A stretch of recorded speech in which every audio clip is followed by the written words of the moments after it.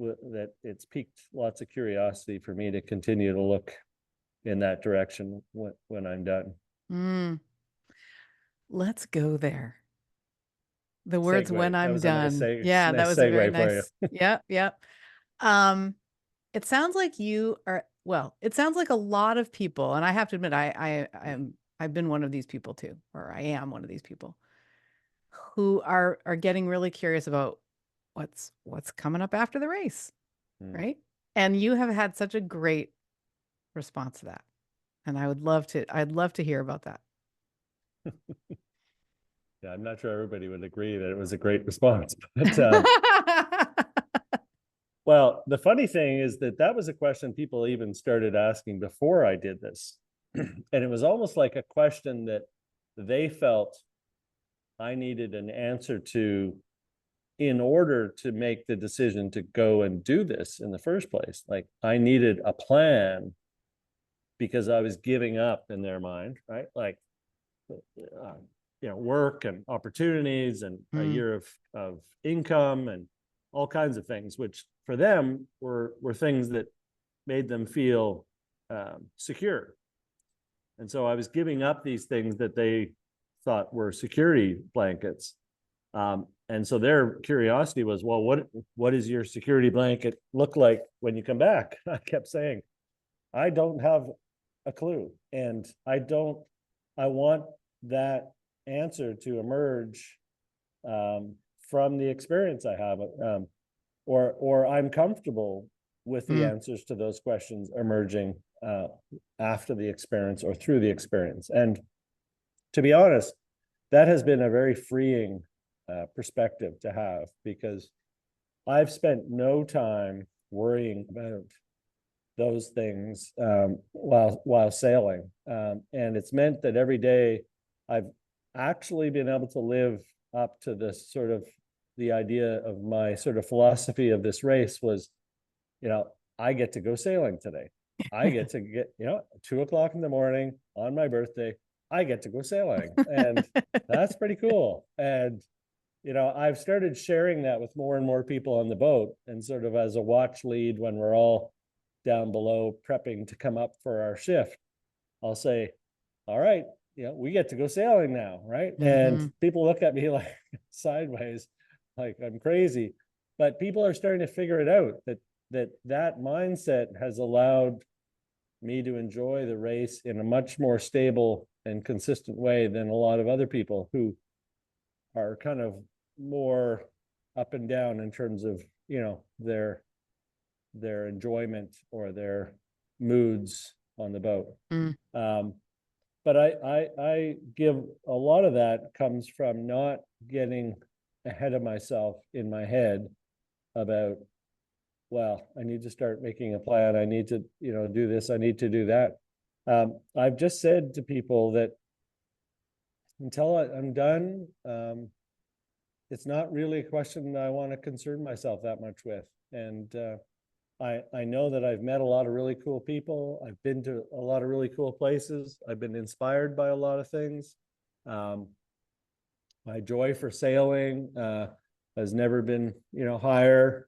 So it's definitely not something that's turned me away from the activity. I've been fortunate because I have a couple of things in my life that are with my kids that are sort of on the calendar within the first month of the end of the race. I have a daughter getting married 3 weeks after the finish date, and then I have another daughter going off to university for her second year, and she's asked me to drive her out and look around the campus and see her house and all that. So those are great because they give me sort of a couple of anchors to attach to when I'm back in Canada. But beyond that, I looking forward to seeing all my loved ones and Monique and everybody else, and my parents and my sister and her family. And there's lots of my coaching clients who are keen to talk to me, about the whole experience. But yeah, I don't know what life has in store, and nor do I know, what the weather's going to be next week with any more certainty. And I guess this year has given me a comfort level about that, you know, day by day, we get a bit of a forecast of what is expected to happen. And most of the time it is not very accurate. And we just have learned how to really deal with whatever happens and respond to it and make the most of it. And I'm like, I would like to be able to live my life that way as much as is possible. So Yeah. that's I'm where I'm going, at. Yeah. well, and thank you. There's so much in there that feels like, well, I want to read something that I just read that you wrote in LinkedIn. So I've actually like gone to LinkedIn and found it. Uh-huh. You wrote, "We arrived back in Portsmouth, UK at the end of July, and after a few days of getting the boat packed away, I'll return to Canada, excited to see what lies ahead. If there's one thing I've learned from this adventure, it's that whatever the future holds, I'll be able to respond to it with a calm and measured approach."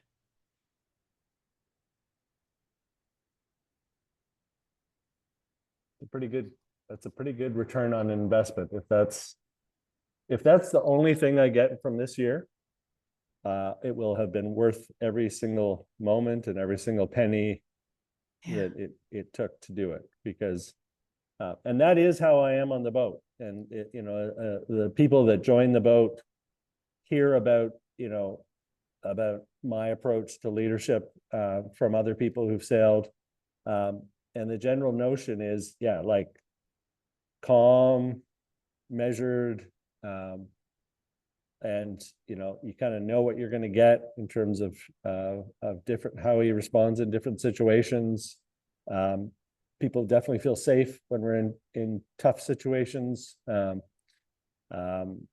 you know, Mike and Lottie appreciate the sort of calm way that we deal with things. So yeah, I mean, like I said, if that's the takeaway from this, then you know, I'm going to go and do whatever exciting things are out there to do, and go about them with that knowledge that you just read, that whatever comes at me, I'll deal with it, and I'll deal with it in the way that's natural for me. It's not the same for other people necessarily, but for me, it's my best way of showing up in the world. And it's worked on the boat well, and I'm pretty sure it'll work in real life as well. Two things come up. One is, it's such freedom to live this way. It is, and it's one of the interesting things as the race comes nearer and nearer to the end. There's a lot of stories about sailors who set off to you know, sail around the world or do an adventure, about them abandoning the returning to port near the end in exchange for just continuing on, because there's so much of normal life, if you can call it that, that works against living that way, right? And so it's very addictive to be in an environment where you're kind of forced to live the way I just described. If you try to be, you know, fight Mother Nature and fight the winds and the tides and you know, the weather, you will fail, and you put yourself in great harm. So the sooner you can sort of go with that, the more successful. But the real world, yeah, it can eat people up pretty quickly. And so it's a question of how do you set up your life so that you can live your life that way, and still, you know, do the things that are needed to take care of the people that you need to take care of, and yourself, and you know, make a difference in the world. And you know, but this is not necessarily new. I think the context of sailing has been a great way for me to deepen my ability to live this way. But you know, and I've told the story on the boat a couple of times now about the work with One Solution that I do in Chicago. You know, those kids have figured this out just as well as I have, like how they live in their world and their environment in a way that is as calm and measured and peaceful as possible, when everything around them is the opposite. It's just pure chaos and negative. They are able to find a way to stay even keeled through it all. I think about them all the time. I think, boy, if those guys can do that as teenagers, like surely I can wake up to a big storm and figure out a way to do this for the people that I'm trying to help here and for myself. So yeah, it's been a deeper learning for me. It's been a deeper awareness of my ability to stay in a good, positive state, but it's also one that, you know, I think is at the heart of how I try to coach and the kind of work that I love to do. And so I'm sure it will be part of what I continue to do when the race is over, is to find ways to share the benefits of an approach like the one that we have on a sailboat with people, and how it can play out in their real lives without having to go sail around the world. You know, you can do whatever you want to do and live and approach it from that perspective of calm and measured and, you know, and sort of conscious of what's going on around you. That can only benefit people no matter what they're trying to accomplish. Yeah. Yeah. Well said. Very well said. Thank you. Something that comes up, if I reflect back on our conversations on this show, it's been really interesting to see how what you've described, and how to me that looks like a sort of, I started saying to people, like, there's like a narrative developing here that I would never expected. And it was, to me, it felt like you started off and you were like, oh, wow, this is what it is. Okay. You know, here we are. And there were some legs where it felt like you were not happy. I don't know if not, but there were some legs where there was a lot of learning for you about, like, how do you show up for yourself in order to really be able to. And I, like, when I read what you had written in LinkedIn, I immediately thought of some of those conversations, because it feels like yes, you went into the race with a lot of learning about calm and measured, right? And it feels like that's expanded based on what you have lived through, what you've learned about yourself, what, you know, like you would lie awake in your bunk, not worrying about the storms and the conditions, but like, do I want to keep doing this? Right? Do I want to keep running do I want to keep doing felt like the leadership roles that you didn't want to. Yeah. I don't know how. Yeah. I'll let you talk now. How's that? Yeah, no, it's a great reminder, because you're right. And a couple of the guys I'm rooming with here asked sort of what the highs and lows of the race since the start have been. And certainly the lows were times that my concern about other people's experience was taking me out of a clear headspace about my own experience, right? And you know, it's just like, I mean, it's the old story of, it's why they tell you to put your own mask on first on the airplane. It's why, you know, you have to take care of your own health in order to take care of other people in your family. I missed that. I got consumed by trying to help other people have an experience, or trying to influence the experience they were having to contribute to their team's performance. And I got into other people's business. And you and I have talked about minding our own business versus minding everybody else's business, right? And as soon as I sort of became aware that that's what was causing me, it was never a question of not finishing the race. It was a question of, I want to enjoy the race. That I only signed up to enjoy the race and the sailing. I didn't sign up for leadership or any other stuff that came with it.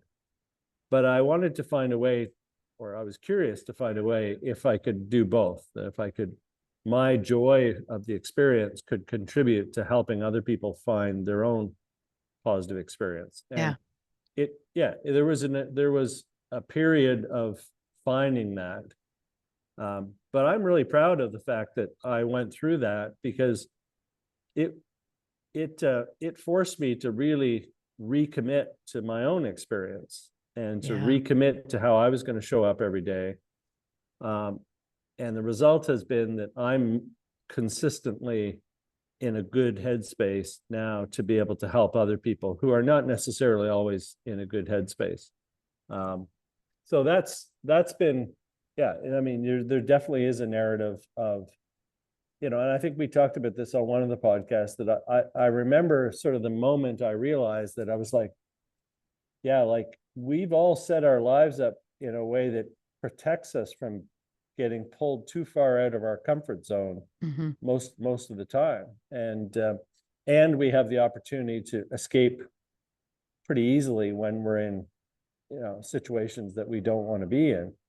When you're on a boat with 20 people in the middle of the ocean, there's no escaping it. You have to confront it in some way. And so that's been a really, really good lesson to take away from this is, like that's part of knowing now that I can respond to whatever, not just what life has in store, sort of at the macro level, but what the people in my life and that are going to interact with me, what they have to offer. I can respond to that in the same measured way that I've learned to do on the boat now. So it's it's fascinating. And I actually had a chance on this leg to do our sort of story time. I'm so glad you bring it. I was going to ask about this. Yes. Yeah, I wasn't really, typically a lot of people talk about themselves and about some of the adventures they've done and all that. And I've typically talked about sort of people in my life and influences, my own kids, Minik's adventure this year, our friend Bill and his ALS journey. And I talked about Gord Downey and the whole tragically hip story of, and so but a lot of people have been asking me questions around sort of what kind of coaching I do and what, like, do I have like a philosophy or a program around it. And so I decided to kind of talk about sort of the fundamental philosophy that underpins all of the coaching that I do, which is very much what I'm actually doing every day, which is the underpinning philosophy is that we live our lives from an inside out perspective, that what the thoughts that we give attention and time to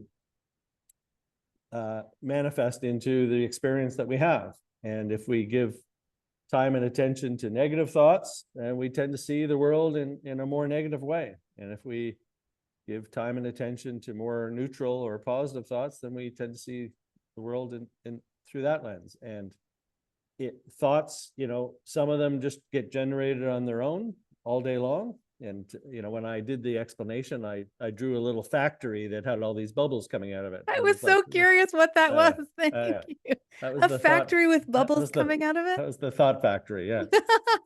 And I said, the thought factory is going all 24/7. You don't have to do anything to turn it on or off. It just keeps running. I said, then there's some people that will walk into the thought factory and add some of their own flavor to the thoughts. And there'll be, things that you see, things that you hear, things that you experience will add some mix to those thoughts.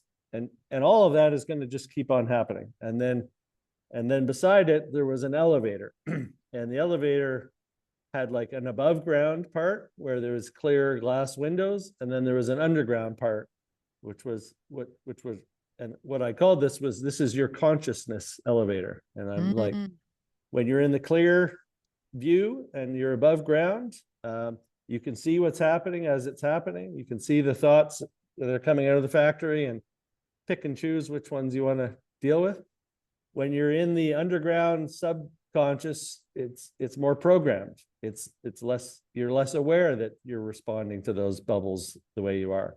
But that over time you can actually raise the level of the elevator so more of it is above ground and less of it is underground.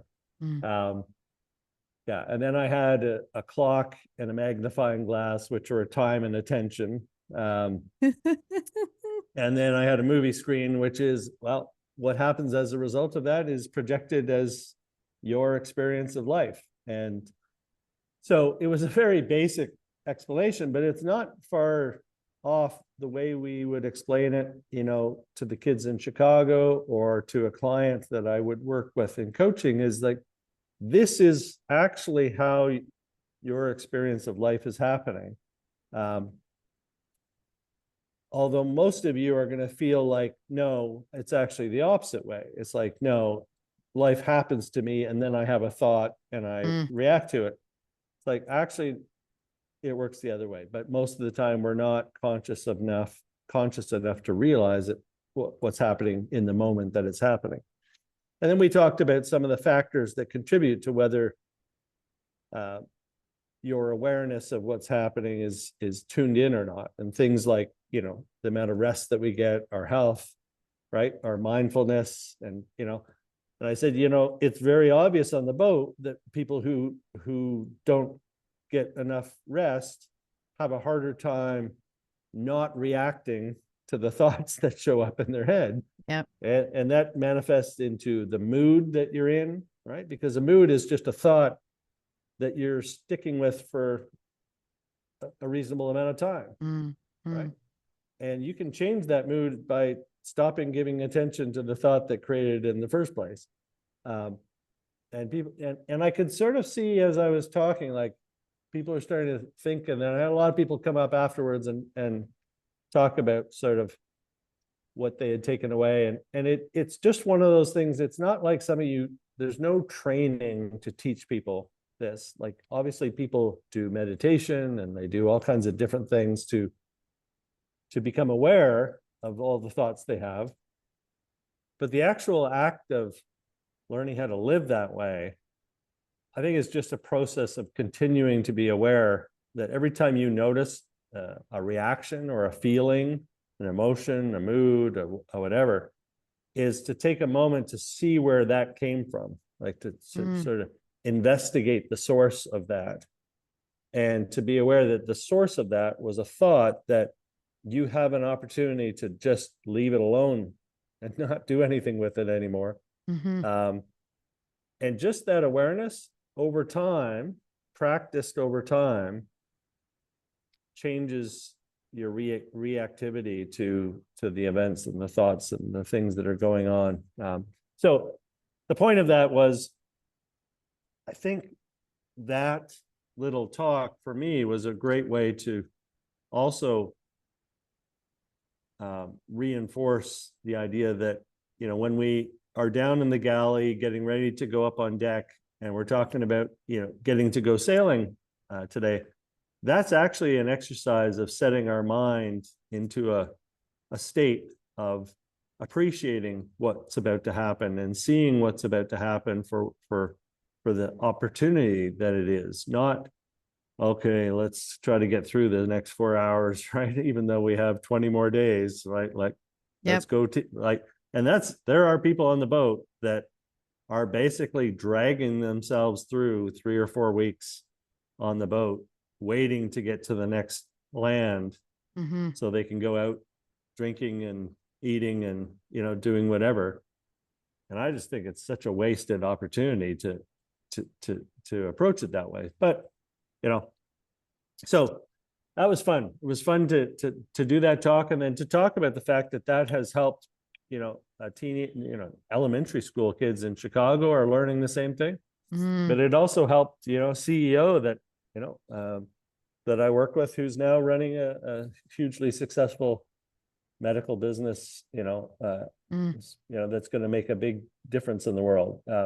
In both cases, that they were facing the same challenge of being consumed by the thought, or by the reaction to the thoughts that they were having without even realizing it. Yeah. So Wow. yeah, so that was a fun opportunity. Yeah, there's a picture of me with a little whiteboard of my lesson for the day.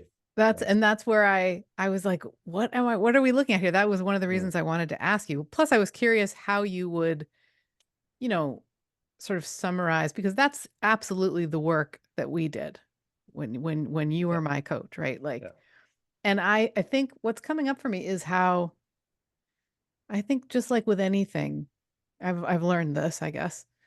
It's not the same way for everyone. Like, there are these really lovely sort of, everybody has a thought factory with thought bubbles, Mhm, but it can feel so different on the inside. mhm, Um and the opportunity to have, I think for me, it's the idea that it just took time and patience to be able to hear and be at a level of awareness, and then the enjoyment, a lot of it, genuinely nowadays comes from the idea that, like, I can feel like there, like, any negative thought that comes in is really it's an opportunity for growth or learning. And anything is hard if I make it hard, but it doesn't, you know, I don't mean this in a bland way, right? I don't mean it as a platitude, but I feel like it's fun to we Untethered Soul. There's a part of Untethered Soul where which I know is a book that you and I both really love. Um where Michael Singer, the author, says something like, each of us has been given, life is giving us a gift, and it is the series of events that happen between our birth and our death. And it's so, I think, in the way that we live in our society, it's so tempting to not see each event as a gift, but instead to see it as like something to get through, or like you're saying, the people on the boat. And I did used to do that. mhm. And it's been a much more enjoyable, and I think it's much more effective. I'm able to help much more effectively because I'm at this level of awareness, if that makes any sense. And I know that it's not there are other more, interesting levels of awareness to come. And I think that's cool. Whereas I used to be scared of it. Yeah, yeah, yeah. No, um, it's been a great lesson to not just be able to teach, but also to be able to demonstrate during the race. So Hmm. yeah, it's very cool. Yeah. Yeah. Um, because do you find that, I mean, obviously you set your day from there, right? Like oh, I need to just stop for a moment. okay. Okay, I think the cleaning people are here for the, Oh, good fun. Okay. so I'll be right back. Okay.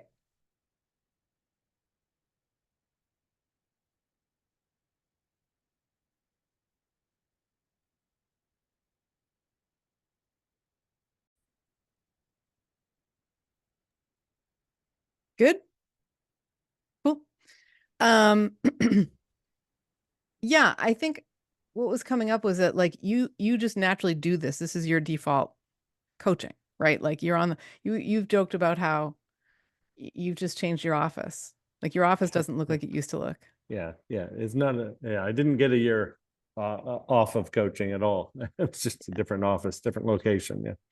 And it sounds like the level of depth or the level of understanding that you have now for yourself, having grown through this race, is that you're at a place now where you're gonna go home, not with, like, in place plans, or not, like, I mean, some things in place, right? But more with an opening and a trust that, like, what's going to show up is going to show up exactly when it was supposed to, and will be, your life and your future will be exactly what, you know, they become, because of you being okay inside, and then taking steps in a direction, whatever that direction turns out to be.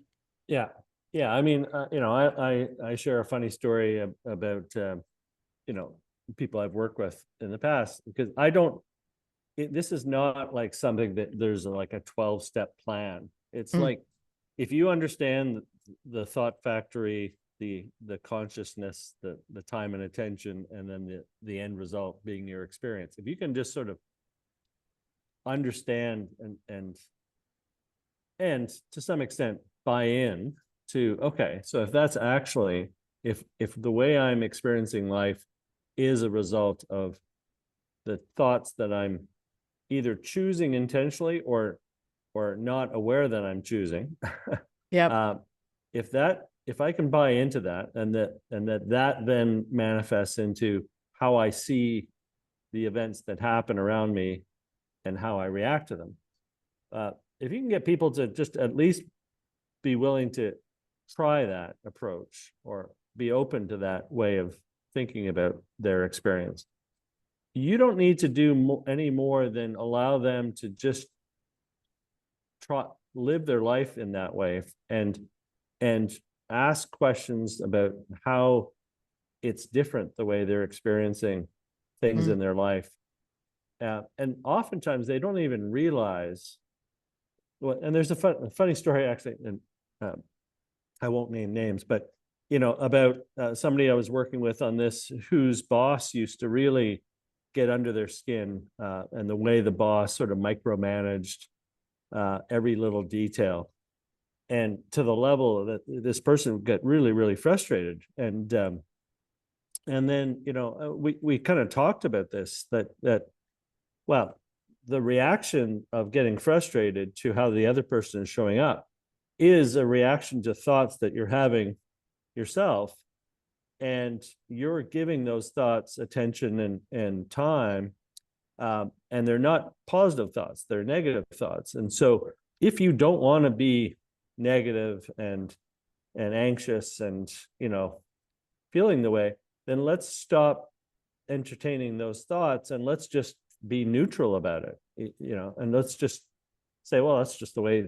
that person is, right? That's the way that they do their job. That's the way they approach their life. Is they're really detail oriented. They want things to look the way they want them to look. They don't really care if you see the world differently.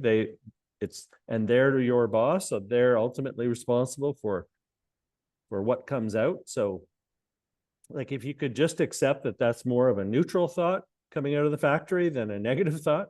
And so I remember just having that conversation, and then like a week or two later, I just kind of casually said, how are things going with your boss? And they're like, oh my God, they've changed so much. I was like, really? They changed? Like, how did they know that they needed to change?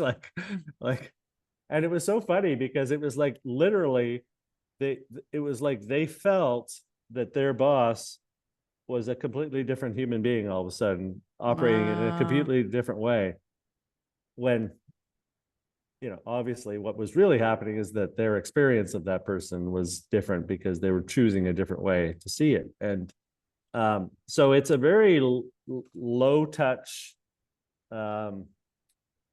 approach to helping people.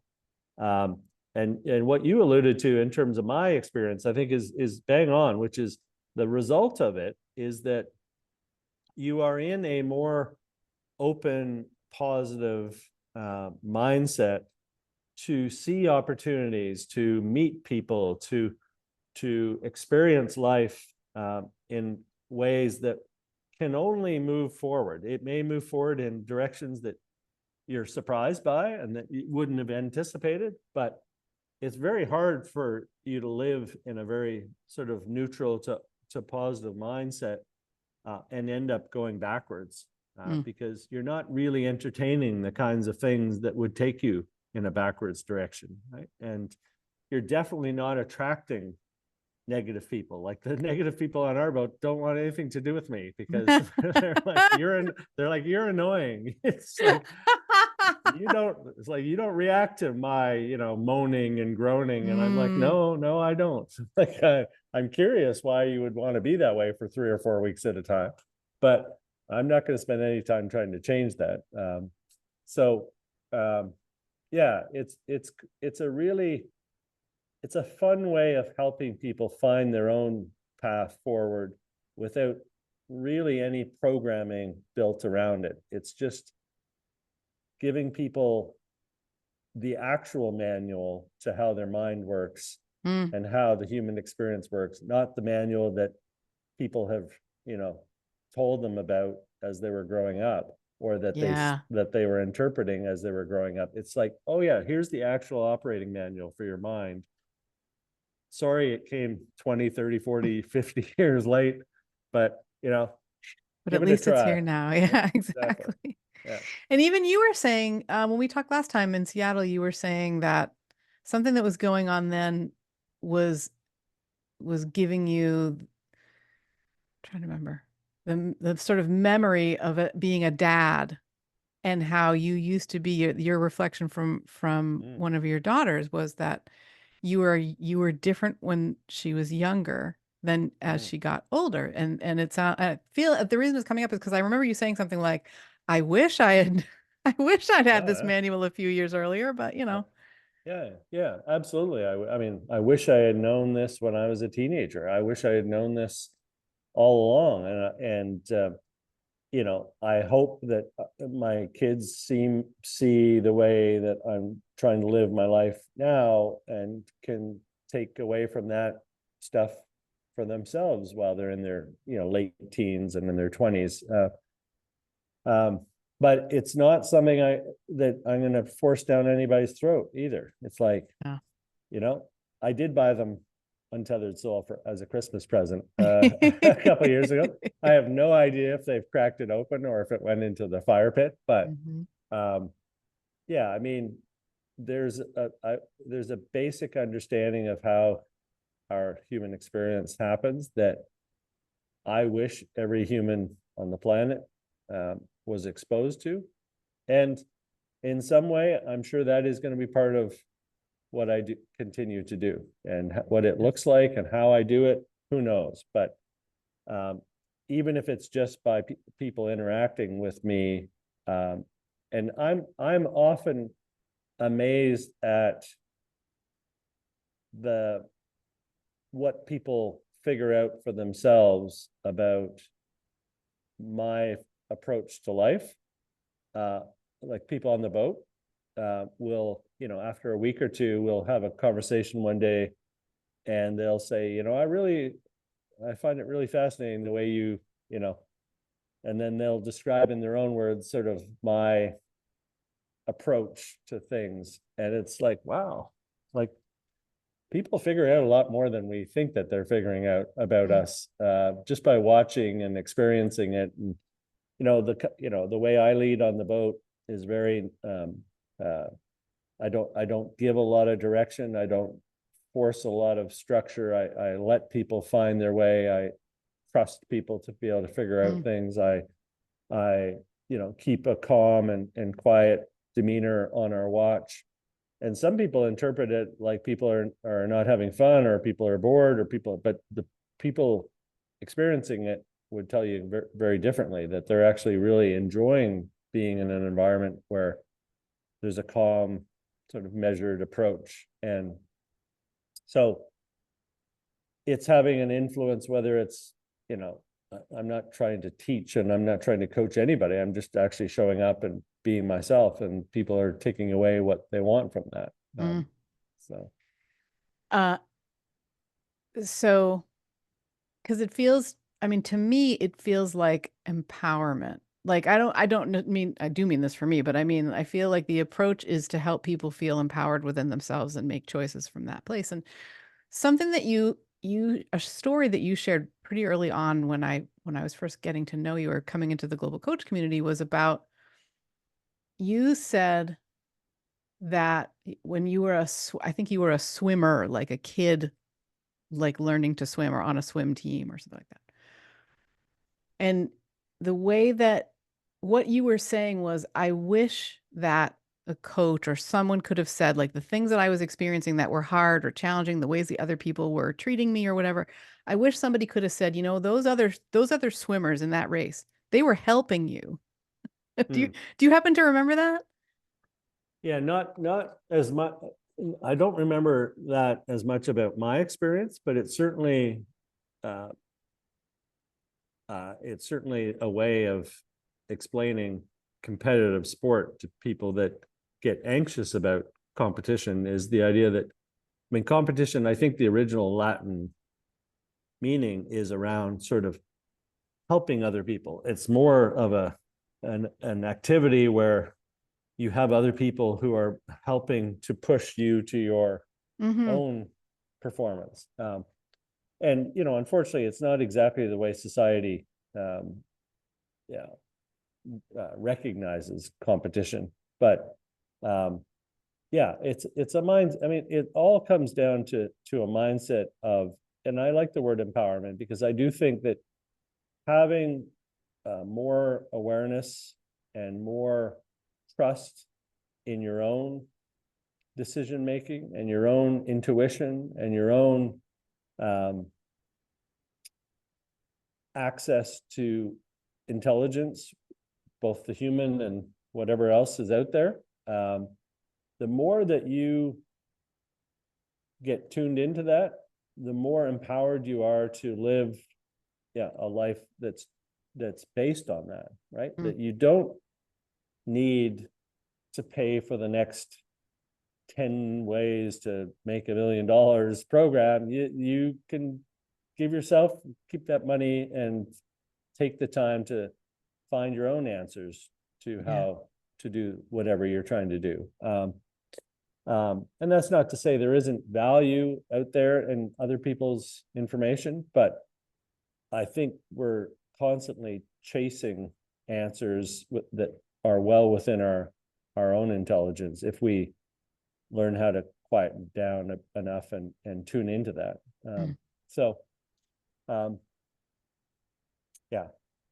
Interesting Amazing stuff. Yeah. Okay, I think we have time for two more. If you have time, there's a couple more things that are curiosities of mine that I wanted to ask about. Okay, cool. So one is, you know, the last time we talked, you had mentioned that you love to, when you go out, when you're on land, because I was like, do you ever just crave a walk? WALK, not WOK. And you were like, we talked about how it was like for meditative really purposes, and you're finding ways to get that on the boat. And then you said, when I am in port, I love to go and find a place near water, find a coffee shop, that sort of thing. And I got curious about, like, why water? Like you said, like you spend your whole life on water right now, but like it sounded like being near water when you were going for a walk was something that you really enjoy or loved. And I just was curious about that. Why water? Yeah, I don't know the answer to that. Other than you know, I think I've grown up around the water all my life. You know, I was a swimmer, a sailor. We lived on the lake. I spent a lot of time on the water. But I think there's a lot of humans that really connect to the water as a source of inspiration or a source of energy that calms them and that inspires them. So I suspect there's more going on there that my intelligence knows about.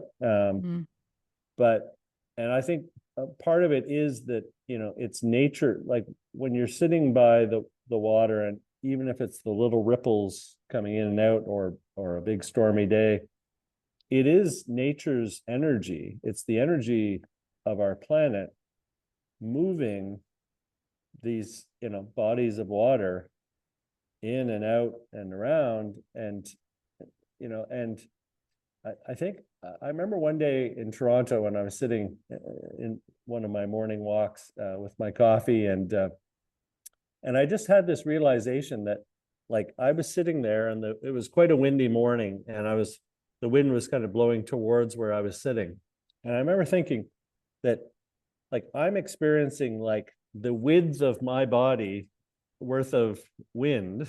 That right, but there's wind like above me, beside me, in both directions, and like all over where I'm sitting right now, that I'm not experiencing that wind. I'm only experiencing the wind that's actually hitting me where I'm sitting. And I was just thinking to myself, like, wow, like that's a great awareness that, like, even the experience that we're having of our life that way is such a tiny, tiny, tiny sliver of the actual overall experience that's going on.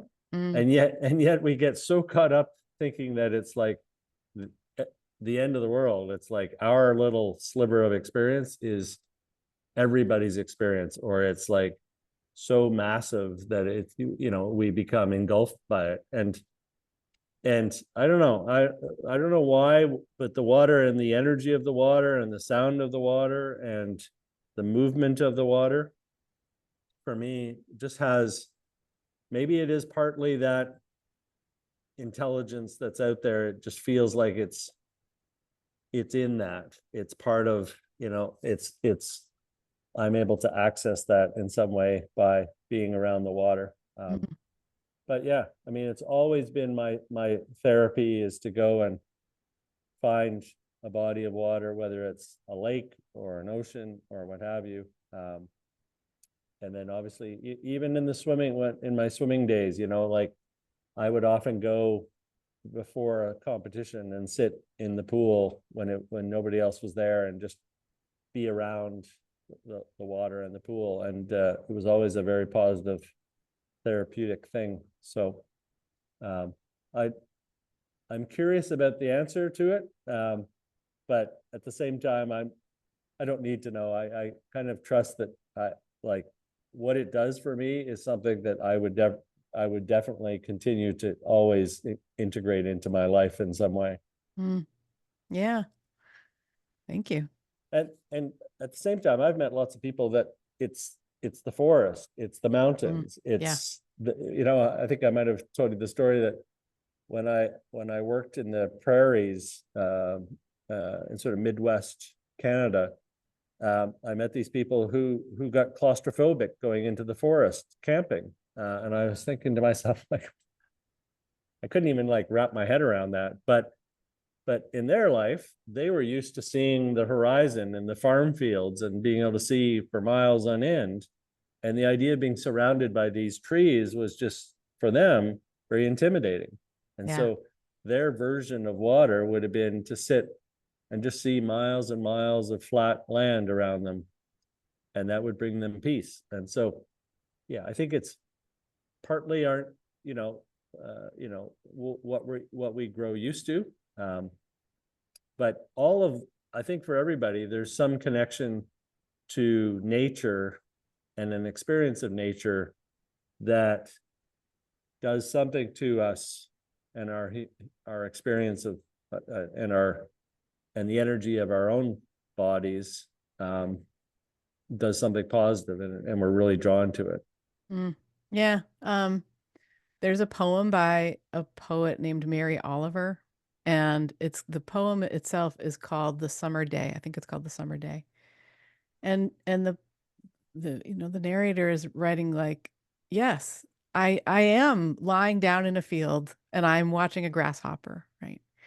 And there's some conversation about like what that experience is, and the last line of the poem is tell me, no, it's something like, doesn't each of us die at last and too soon?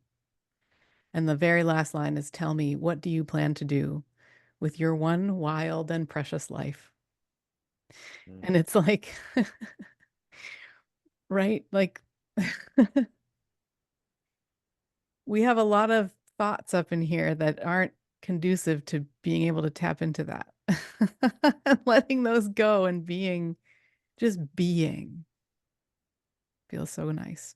Yeah, I mean, that last line sounds like a great approach to life, is to get out there and enjoy it and embrace it and experience it, and put your own parameters around what matters to you, and surround yourself by that. And it will attract the right people. It will attract the right experiences. It will attract the right energy.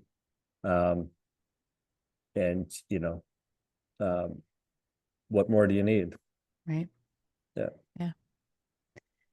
The last thing that I was curious about is, and I suppose it is if you can put up with one question about the end of the race. First. Like, I'm curious if the amount of solitude that you're gonna want has changed, if that makes any sense. Like, Wow, that's a great question.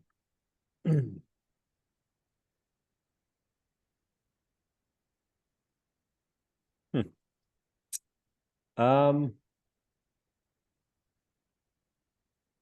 wow, that's a very good question. It's not a question I thought about from that perspective, the amount of solitude, because I enjoy solitude. And certainly before the race, I would have said, I'm not a complete loner, but I'm definitely more of an introvert and more comfortable in with solitude than with busyness and a lot of social. But being on the boat, I think I've learned a balance to that. I think I've learned how to exist in a social environment without compromising the way that I show up. Mm-hmm. So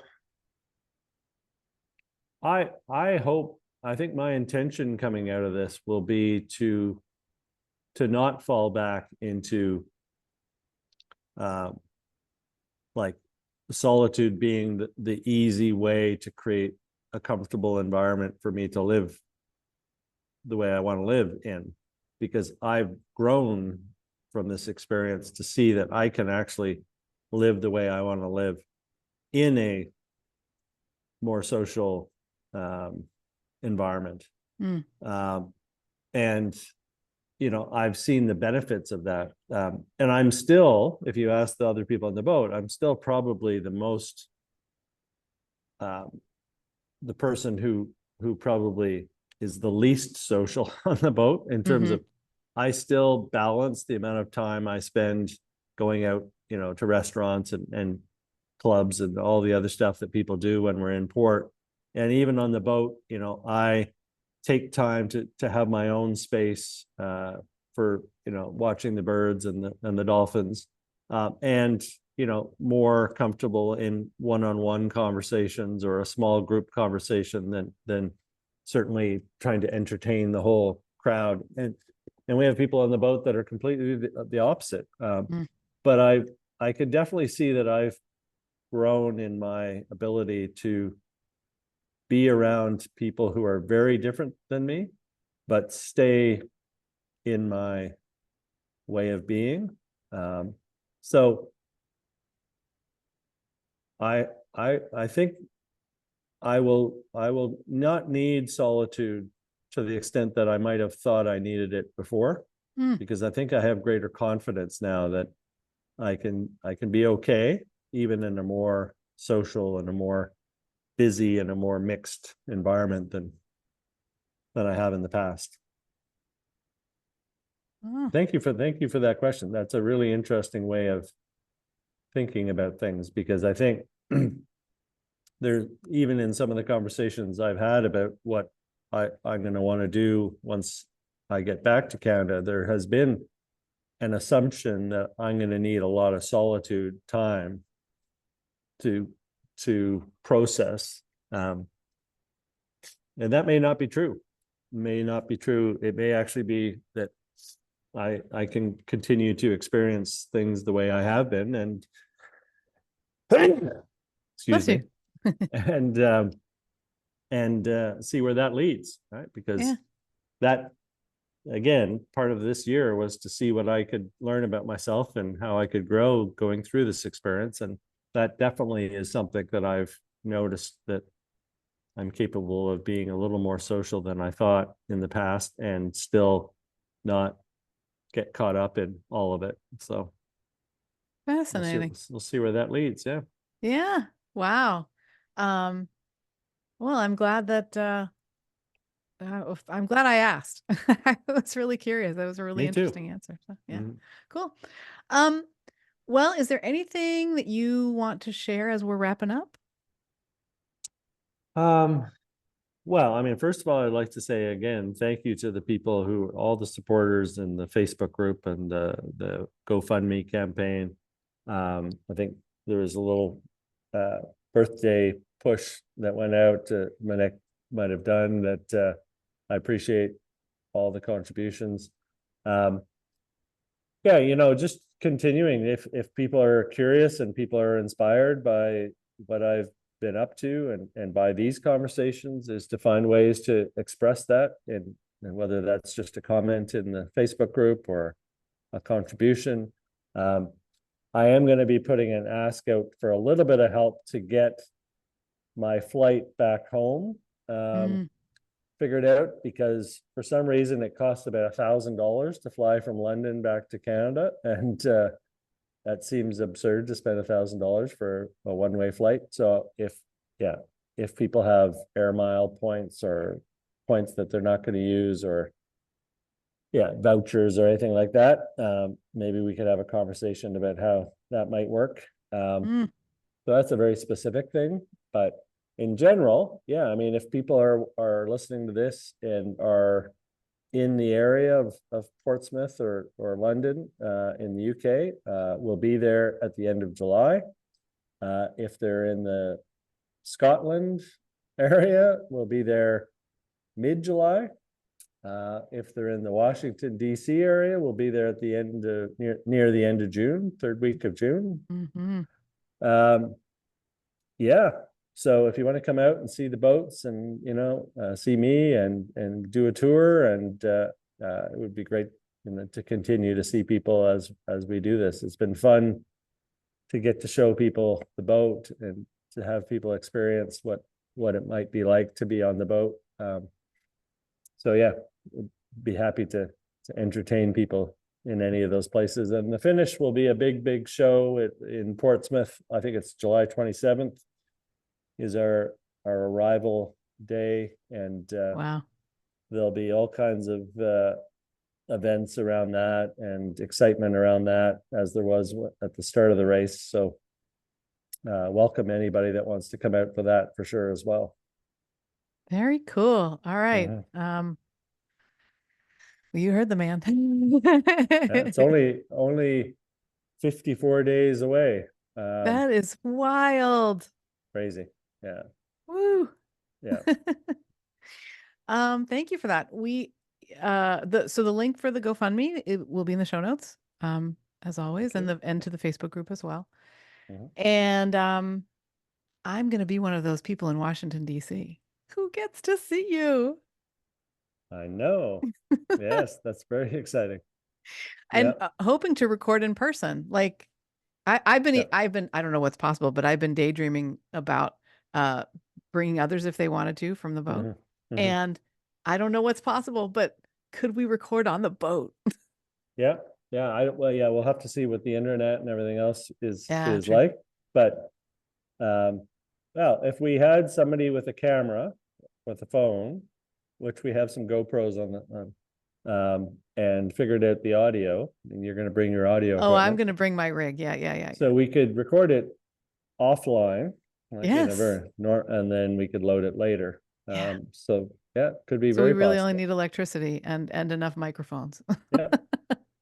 Oh my goodness.